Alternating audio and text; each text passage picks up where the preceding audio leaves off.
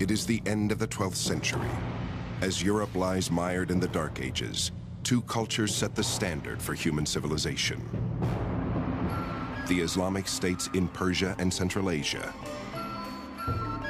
and far away to the east, a trio of fabulous kingdoms in China.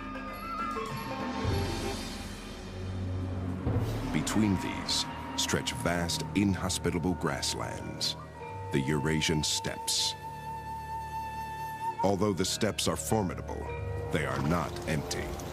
Nomadic tribes, the Tatars, Mongols, and others, eke out a grim life. These are some of the coldest places on Earth in Mongolia. Temperatures 90 degrees below zero. So for much of the year, they're fighting nature. It's a life with no margin of safety in it. In 1175, the Tatars renew an old feud with the Mongols. These two tribes, so similar in lifestyle and belief, are bitterly divided by ancient rivalries, a never-ending cycle of alliance, treachery, and revenge. Caught up in their own struggles, they ignore their common enemy, the rich and powerful Jin of northern China. The Jin wisely perceive that as long as the people of the steppes are focused on each other, they won't trouble them. It is in this time of upheaval that great Mongol conqueror Genghis Khan arises in the 12th century. He does so not from a family of kings or princes, but as a fatherless boy, facing death with his family on the barren steppes. Genghis Khan's given name is Temujin, Mongolian for ironworker. It's fitting. His life will demand an iron will. In 1175, when he is barely 9 years old, his father, leader of the clan, is poisoned by the Tatars. Genghis Khan's father, been an up-and-coming tribal chieftain. Perhaps if he'd lived, he might have become the next Khan of the Mongols. But as soon as he was poisoned, the widows of the previous Khan led the Mongols to desert the widows of Yisige, Genghis's father. And the result was that Genghis Khan was left on the steppe alone with his mother. Abandoned with her children, Temujin's mother gives him a simple charge: seek revenge.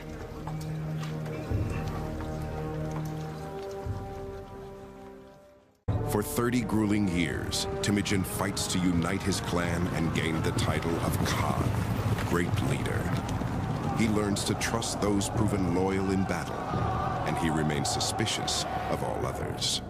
By the age of 40, he has grown to be a gifted chieftain.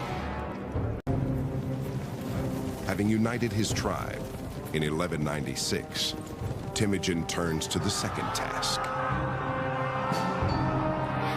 vengeance on the Tatars. As far as we can tell, in virtually every battle they fought, in every battle they won, the Mongols were substantially outnumbered by their enemies. But they were much more mobile because they had so many horses, and they were able to operate, it seems, in small tactical teams. No more than a few score at most. So the first thing you'd see if you were fighting the Mongols is they would seem to be everywhere. Oftentimes they would come at you in a single file, and suddenly they would just disperse, and suddenly they'd be all around you. That was really disturbing. The Mongols' combination of finely honed horsemanship and tactical strategy overwhelms their enemies. They are virtually wiped from the face of the earth in just 2 years. Only their name will live on. And they are but the first of many, for Temujin is molding his army into the finest light cavalry the world has ever seen. In 1206, a ruler's council of steppe tribes acclaims Temujin as universal leader, or Genghis Khan. He now stands poised to conquer the rest of the world and seal his reputation as the bloodiest of all barbarians. He is the ultimate leader, the Khan, of all the restless and nomadic tribes of the steppes. His people live a difficult life in a brutal environment. This is a society that is perpetually on the move. So what does that say about how these people live, the tents they live in? They have a cane framework, and felts are tied or sewn onto these individual cane panels, and they can be set up inside 15 minutes and dismantled in the same sort of time.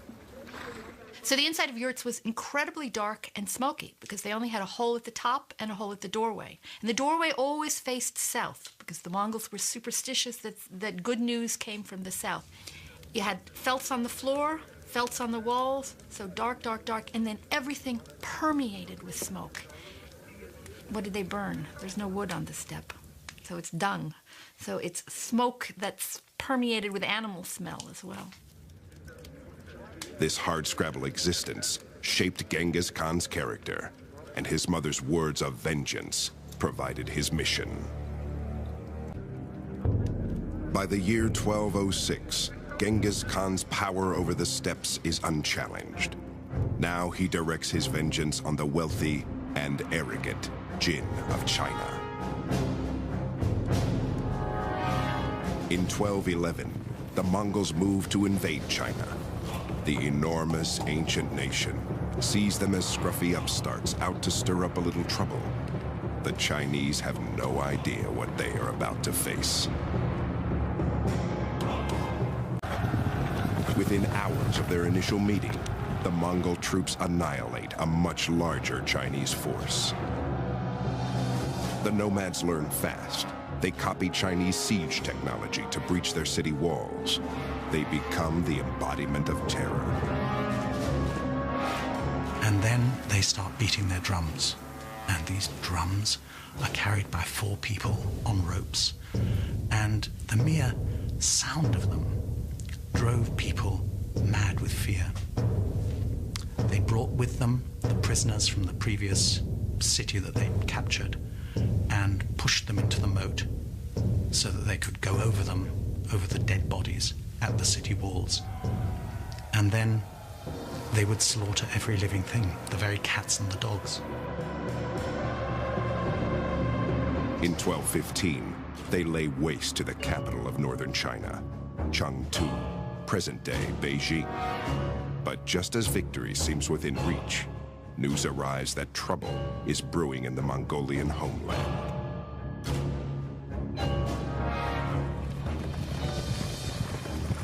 The news reaches Genghis Khan across 1,000 miles of territory, carried by a surprising system of communication that eventually will connect the entire Mongol Empire. They developed very early on a system known as the Yam, which was basically the Pony Express. And 2 messengers would be sent out with special badges that they wore around their waist, showing that they were official emissaries of the government.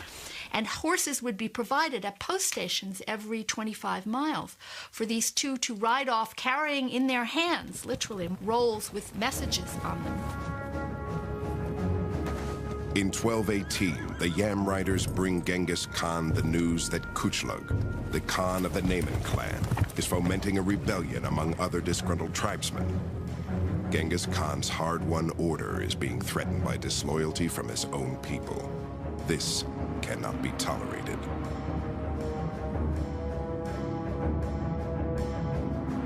In search of the rebels, Genghis Khan launches a crusade that takes him far from his business in China. As they pursue the rebels west into Muslim lands, the Mongols annex one kingdom after another.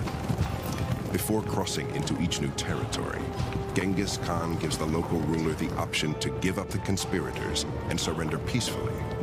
But if the ruler resists, Genghis Khan warns he will show no mercy. He writes one chieftain, "The disaster will reach you too." Genghis Khan's campaign of vengeance has swelled his empire till it touches the borders of the ancient kingdom of Khwarezm. in present-day Uzbekistan. Though Khwarazm is an attractive target, Genghis Khan goes no farther. He has learned something new.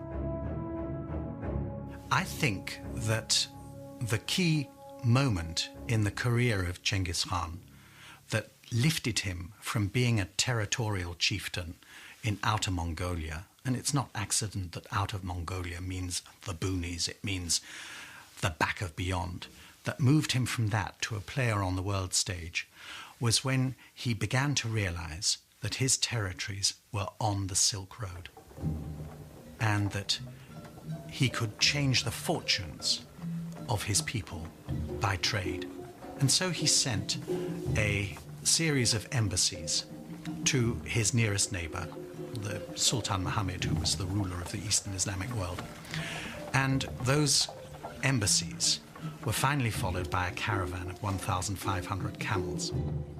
And I think that what happened there was that this particular camel caravan was so rich that it tickled the greed of the Muslim governor of the frontier post concerned at Otrar, and he simply seized it. This governor of this town, he saw this Mongol embassy of merchants coming, basically a trade mission come. He saw all the kinds of things that were in there, and he asked the Sultan Muhammad, what should I do with them? He was told. He implied they're spies. These Mongol envoys are spies. What should I do with them? Can I massacre them?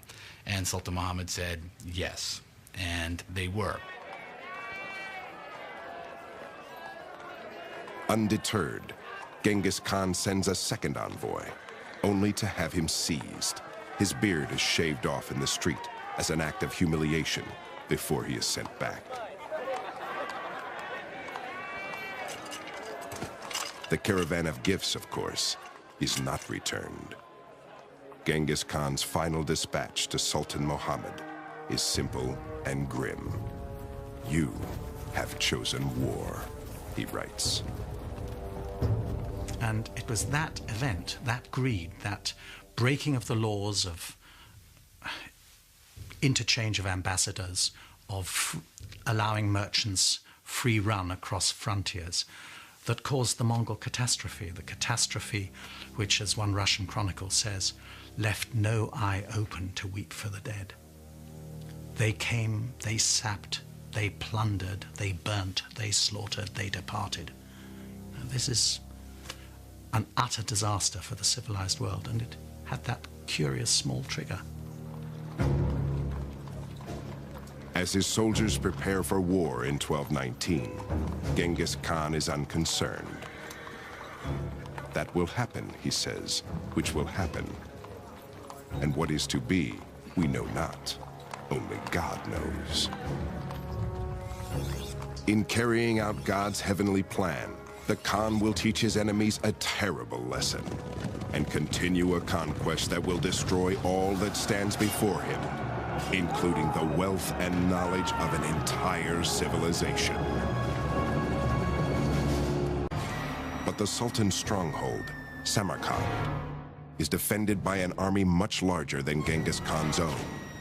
To even the odds, the Khan turns to tools that have served him well in the past: mobility and surprise.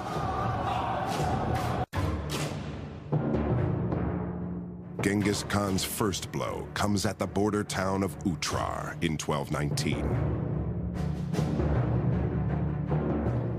After a 5-month siege, the Mongols burst through the defenses and lay waste to everyone and everything in their path. There is no limit to their cruelty. A special fate is assigned to the greedy governor, Inalchuk. He discovers firsthand the meaning of the old Mongolian proverb, "Return what people give to you." Dragged from his hiding place in the citadel, he is held down while molten silver is poured into his ears and eyes.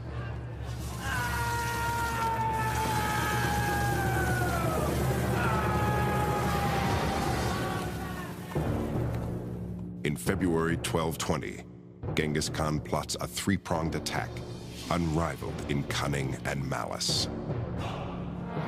First, two columns of Mongols strike Khwarezm from opposing directions, east and west. Their main goal? To lull Muhammad into thinking that these trifling attacks are the Mongols' best shot.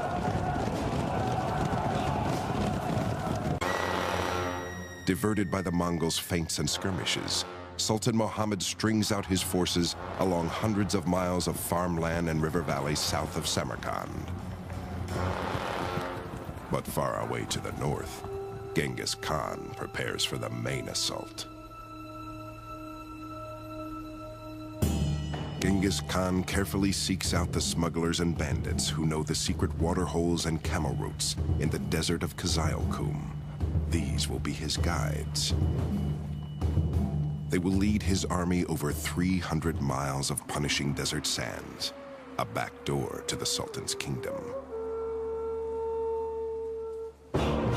In March 1220, Genghis Khan and his army emerges from what the Sultan believed was an impenetrable desert, like demons from his worst nightmare. In one of the greatest strategic rearguard attacks in the history of warfare, proud Samarkand falls in just 10 days. Sultan Muhammad shows his true colors, fleeing for his life from one city to the next. Like hunters pursuing a fox, the great Mongol generals are given 20,000 men and told to crush any town that shelters the fugitive sultan, as they relentlessly track him down and kill him.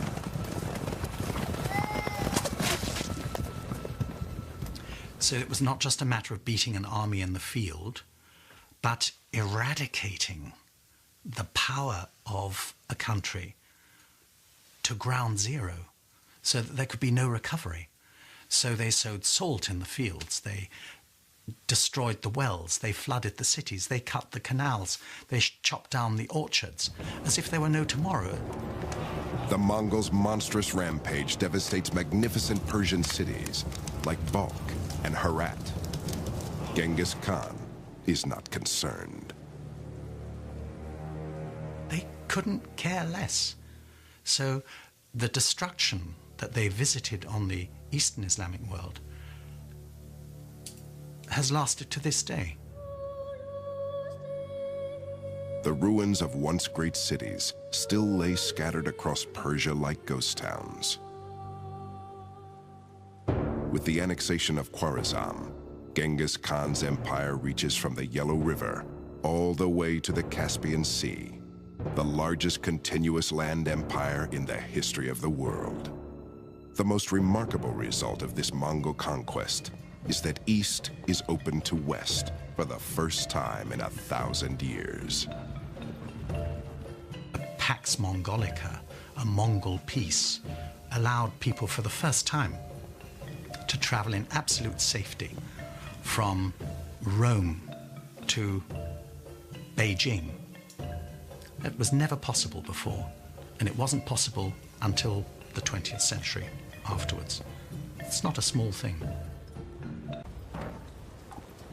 Ironically, creating such an empire is not Genghis Khan's goal. The flame of vengeance still burns in his belly, and he still has a score to settle with the Chinese.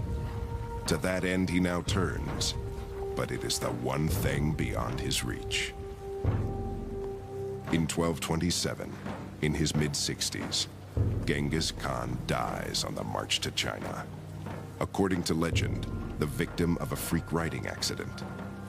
Armed troops and slave girls escort his body back to the steppes, where he is laid to rest in secrecy.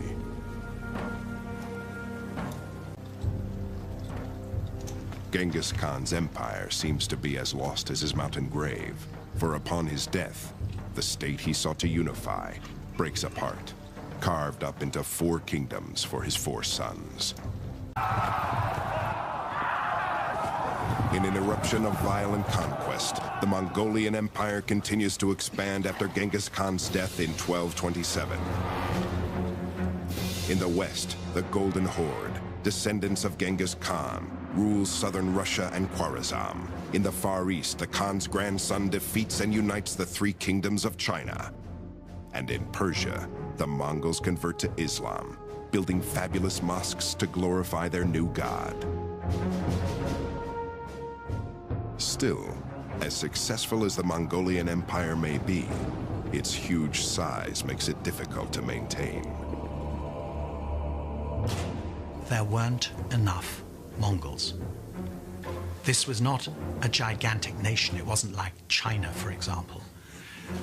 Perhaps there were as many as 100,000 people in the Mongol army, and that was about it. So the wider the territories they controlled, the thinner the crust of Mongol dominion on them. By the mid-14th century, Genghis Khan's empire lies in shambles. Like the old Mongol clans of the steppes, the rulers spend their time fighting each other instead of combining their strength. The Mongols begin to fade into history. Too small in number to rule their vast empire, they become assimilated into the cultures they conquer, adopting their religions and customs as their own. And yet, their impact remains immeasurable even today. By opening China to the west, the Mongols created an insatiable thirst for Asian goods. The drive to quench it spurred the Age of Discovery and the voyages that would lead Europe to America. Truly, by shattering the old empires of China and Persia, the Mongols gave birth to the modern world. Will the world ever see another empire like it?